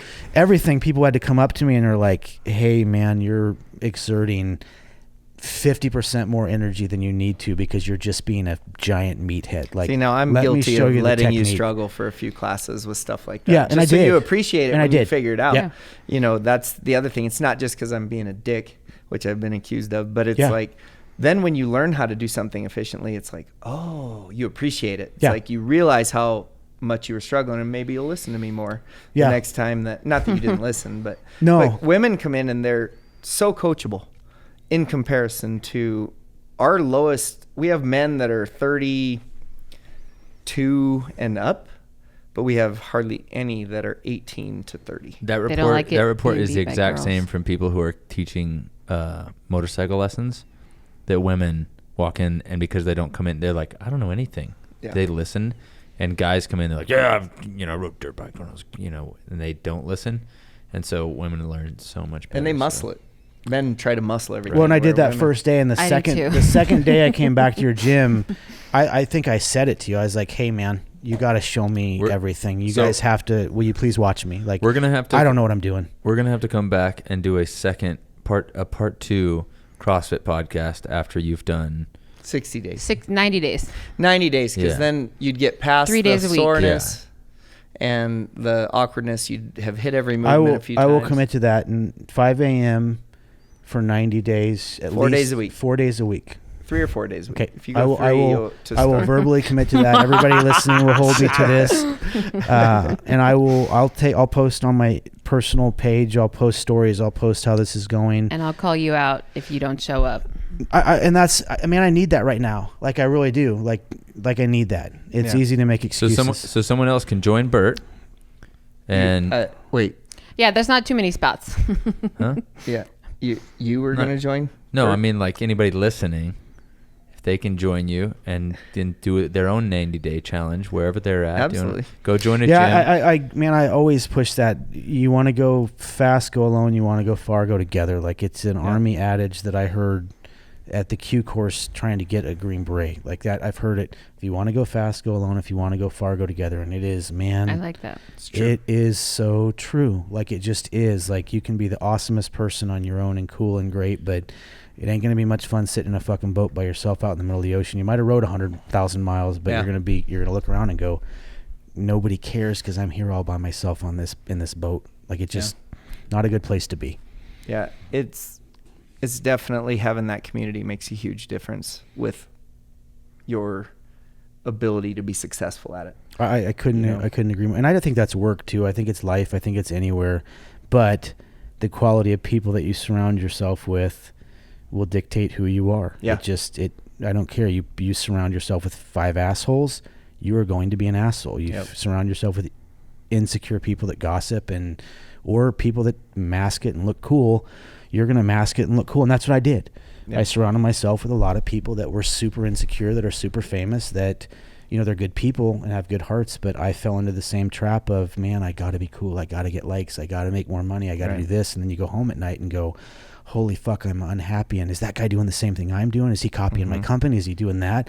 Is that guy trying to screw my wife? You get into this paranoid delusion, and I think it's not just me. I think it's anybody. You get into this state of insecurity, and it's toxic, and you're just overcompensate instead of just going, okay, I got to give up, man. Like, I need to reboot and start over and let everybody in the world know my life is not perfect. I have the same problems as everybody, and I think I'm speaking on my behalf. If you guys can't tell, the last couple of years has been a crazy couple of years for me, It's been the most positive in my life, but it's also been the absolute most negative.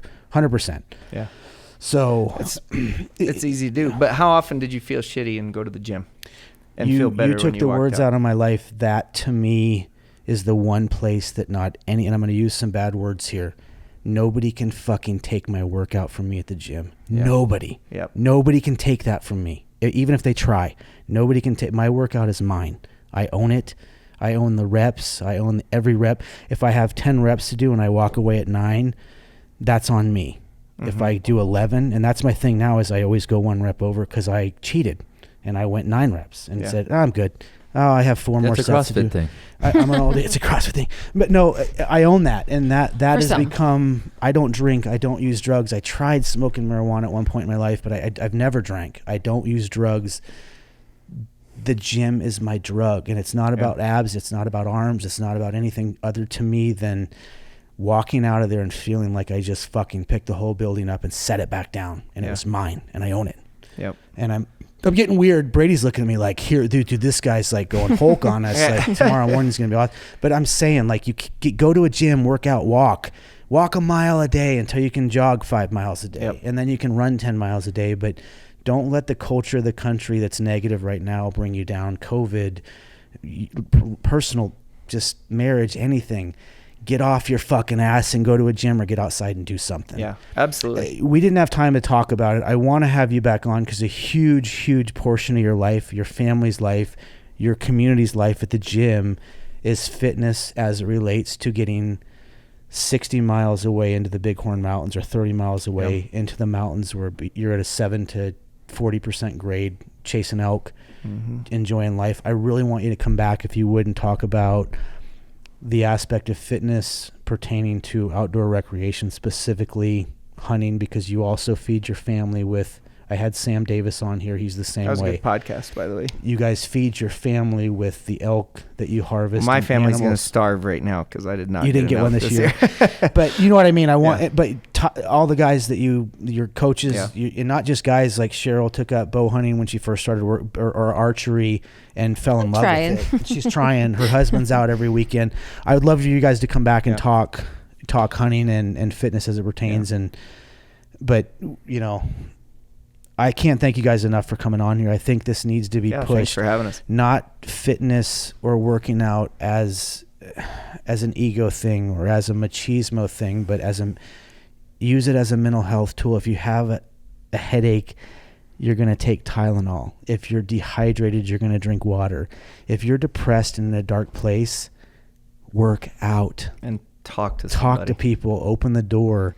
I know somebody listening to this is having suicidal thoughts on the day that they listen to this. Please, if you're willing to give up everything in your entire life by killing yourself, give up everything bad in your life and start over. It's the perfect time to reboot your life. Yeah.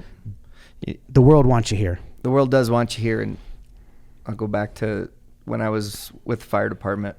When we ran all the EMS, it was nothing to go on 2 suicides a month. And I only worked a third of the calls.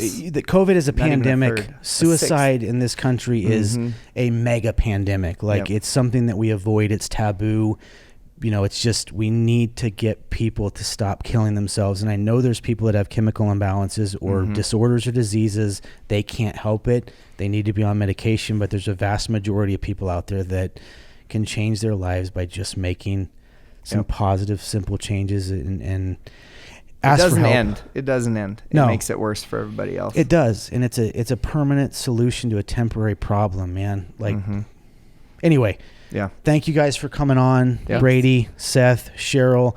I really want to continue this again and talk more about this. And you guys are going to watch. Like, I'll put it on my personal page over the next 90 days. This is going to be fucking ugly. Like, I'm not joking. The last time I worked out for 2 months at their gym, I sat in my truck half the mornings saying, please don't puke in front of these people. Don't puke. You're right in the middle of downtown We have Sheridan. puke buckets just for that. I You'll know, and fine, I'll probably princess. need one, but follow what I'm doing. This is going to be embarrassing. It's going to be embarrassing. It's going to be positive. It'll be positive. Humbling. Great word, humbling. I'm going to kill my ego again and walk in at 5 a.m. tomorrow to a CrossFit gym. I feel like Cloud I'm Peak going to CrossFit. need to video this, like put it on my Instagram Do for it, you. please. I feel like please. I should. And if we can get Brady to come and do some workouts when he has time, like At 5 a.m. whenever. One last thing I want to say is, in addition to the gym, there's a local business owned by a firefighter. Seth and I just happened, this was not planned. We just happened to wear the same shirt.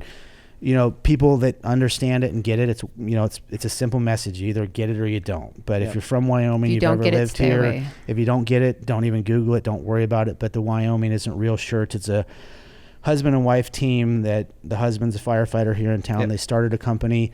Seth and Sheryl and some other folks, Matt, who we spoke about here, is a local handyman and jack of all trades, leatherman, you know, leather maker, leather good guy as well. He does it all. They print the shirts, but it's owned by a firefighter.